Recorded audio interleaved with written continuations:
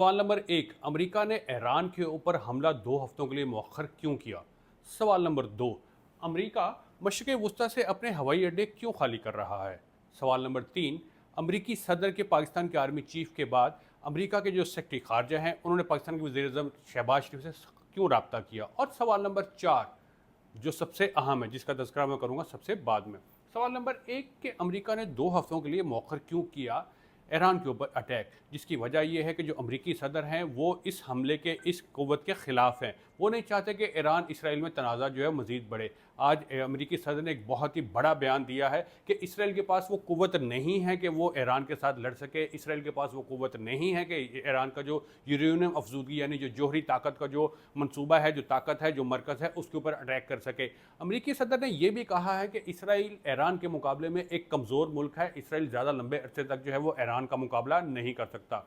सवाल नंबर 2 ये है कि आखिर क्या वजह है कि अमेरिका जो है अपने हवाई अड्डे जो मशरिक़ वस्ती है वहाँ से खाली कर रहा है। अमेरिका के मशरिक़ वस्ती यानी कि 2 ख़ास मुल्क जिनमें कतर और कुवैत हैं, वहाँ पे 2 बड़े हवाई अड्डे हैं और वहाँ पे अमेरिका के जो ख़ास तैयारे हैं वो वहाँ पे पार्क किए गए हैं। इस सारी सूरत हाल को दिखने के लिए, उसका जायज़ा लेने के लिए कि अगर कभी भी अमेरिका को ज़रूरत पड़ती है तो वो इन 2 हवाई अड्डों से अपने तमाम जो तैयारे हैं, जो फाइटर जेट हैं, उनको फ़ौरी तौर पर हुक्म देता है, वो किसी भी जगह ऑपरेशन के लिए जाते हैं। लेकिन अब चूँकि पाक ईरान ईरान इसराइल जो जंग है वो चूँकि तूल पकड़ती नज़र आ रही है, उसके बाद से अमेरिका ने यहाँ से यानी कि जो कुवैत और कतर से जो अपने हवाई जहाज़ हैं, जो हवाई अड्डे हैं, वो खाली कर दिए हैं।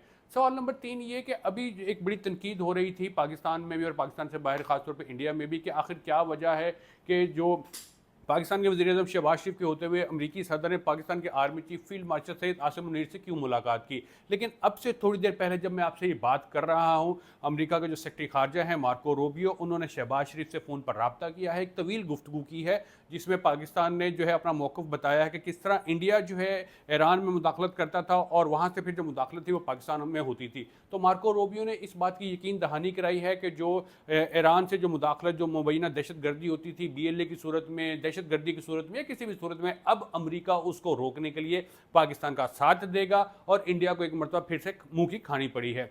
सवाल नंबर 4 जिसका मैंने शुरू में जिक्र किया था वो सबसे ज़्यादा अहम है कि जो ईरान इसराइल जंग के तनाज़ुर के सिलसिले में पाकिस्तान के आर्मी चीफ और उनका वफद जो कि पहले 5 रोज़ा अमरीकी दौरे पर था, अब उनका जो है वो दौरा जो है वो 5 से 7 दिन का हो गया। आखिर क्या वजह है कि क्यों ये 2 रोज़ा जो है वो दौरा बढ़ा है?